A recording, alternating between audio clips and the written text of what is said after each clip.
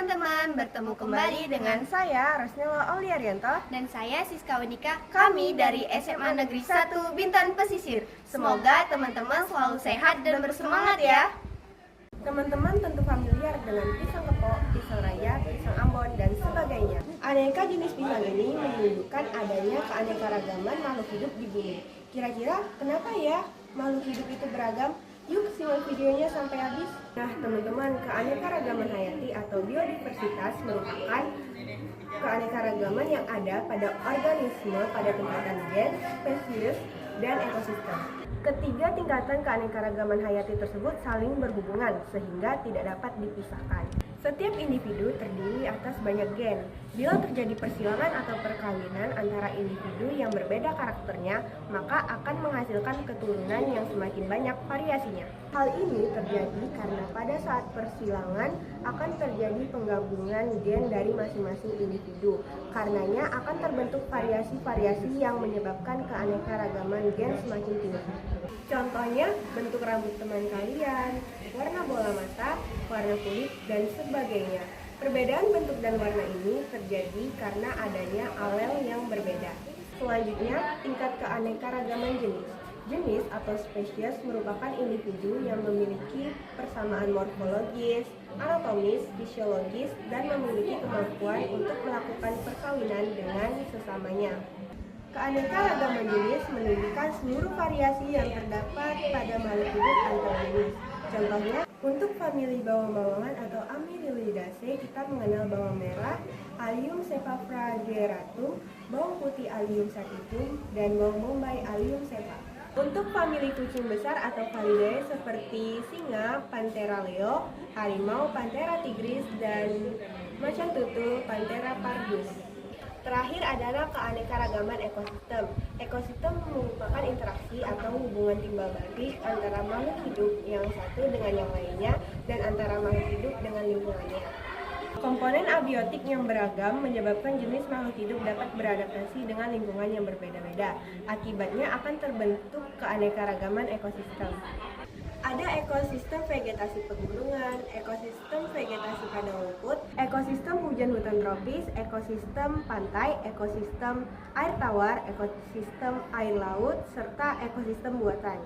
Contoh keanekaragaman hayati tingkat ekosistem adalah pohon kelapa yang dapat tumbuh di daerah pantai, pohon aren yang dapat tumbuh di daerah pegunungan, sedangkan pohon palem dan pinang dapat tumbuh dengan baik di daerah dataran rendah. Nah teman-teman, setelah mengetahui jenis-jenis keanekaragaman hayati tadi, lalu bagaimana ya keanekaragaman flora dan fauna di negara kita? Persebaran fauna di Indonesia dibagi menjadi dua garis hayal.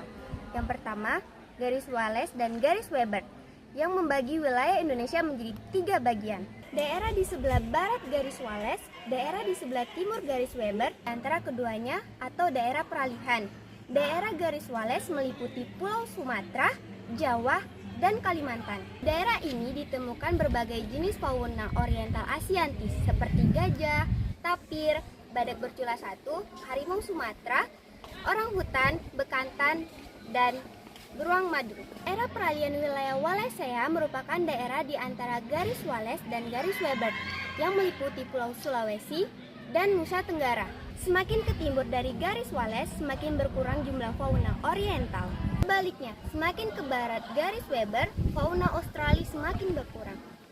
Hewan oriental seperti burung hantu, bajing, dan babi melintasi garis Wallace sampai ke Sulawesi. Sementara itu, hewan australisnya seperti anoa, maleo, dan tarsius. Daerah sebelah timur garis Weber meliputi Kepulauan Maluku dan Papua. Daerah ini terdapat berbagai jenis fauna australis seperti burung kasuari, nuri, kakatua, cendrawasih, parkit, dan hewan berkantung seperti kanguru pohon dan walabi, serta hewan-hewan lain seperti babi rusa, komodo, dan kuskus. Persebaran flora di Indonesia dikelompokkan menjadi tiga bagian, yaitu keanekaragaman flora di hutan tropis basah, keanekaragaman flora di hutan musim, dan keanekaragaman flora di padang rumput sabana. Pada era ini, manusia sudah mengikuti perkembangan industrialisasi untuk memenuhi kebutuhan hidupnya. Sehingga tanpa disadari, banyak aktivitas yang mengancam kelestarian keanekaragaman hayati. Jika hal ini dibiarkan, maka keanekaragaman hayati akan mengalami penurunan, baik kualitas maupun kuantitasnya. Hal-hal yang menyebabkan penurunan keanekaragaman hayati adalah perusakan dan pemusnahan habitat. Masuknya jenis hewan dan tumbuhan baru pada suatu habitat tanpa penelitian dan pengembangan yang seksama. Beberapa jenis hewan yang rentan dan terancam punah antara lain badak, banteng, orangutan, tapir, beruang madu, gajah, dan anoa. Nah, agar hewan dan tumbuhan tidak cepat punah, perlu usaha untuk menjaga pelestarian keanekaragaman hayati. Pelestarian secara in situ merupakan pelestarian keanekaragaman hayati yang dilakukan di habitat aslinya. Contohnya, Taman Nasional dan Cagar Alam. Pelestarian secara ex situ merupakan pelestarian keanekaragaman hayati dengan cara dikeluarkan dari habitat aslinya dan dipindahkan di tempat lain. Contohnya, kebun binatang, kebun koleksi hewan tertentu, dan kebun raya. Adanya keanekaragaman tumbuhan dan hewan memberikan banyak manfaat untuk kehidupan manusia. Di antaranya untuk bahan pangan, bahan sandang, bahan bangunan, alat rumah tangga, sumber obat-obatan, sumber plasma nutfah untuk keilmuan dan keindahan. Sumber bahan pangan atau makanan dari berbagai jenis hewan dan tumbuhan diantaranya bahan makanan pokok seperti padi, jagung, sagu, gandum, dan ubi. Lauk pauk seperti ikan, ayam, sapi, kambing, dan udang. Sayur mayur diantaranya kubis, bayam, kangkung, dan lainnya, serta buah-buahan. Sumber bahan sandang atau pakaian yang berasal dari berbagai jenis tumbuhan dan hewan diantaranya kapas, ulat sutra, dan rambut domba.